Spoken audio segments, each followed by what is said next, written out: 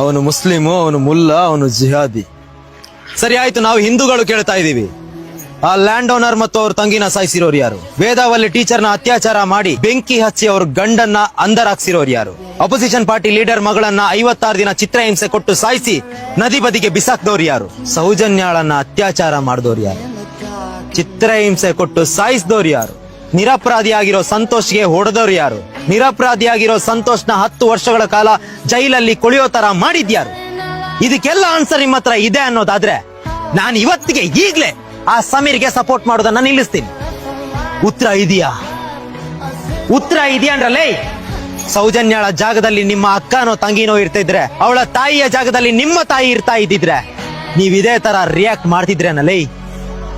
ಒಂದಂತೂ ನೆನ್ಪಿಟ್ಕೊಳ್ಳಿ, ಸೌಜನ್ಯ ವಿಷಯದಲ್ಲಿ ಯಾವುದೇ ಧರ್ಮದವರಾದ್ರೂ ಸಪೋರ್ಟ್ ಮಾಡಿದ್ರೆ ಅವ್ರಿಗೆ ಸಪೋರ್ಟ್ ಮಾಡೋದು ನಮ್ಮ ಧರ್ಮ, ನಾವು ಮಾಡ್ತೀವಿ. ಆ ತಾಯಿಯ ಕಣ್ಣೀರು ನಿಮ್ಗಳಿಗೆ ತಟ್ಟದೆ ಹೋಗಲ್ಲ, ನೆನ್ಪಿಟ್ಕೊಳ್ಳಿ.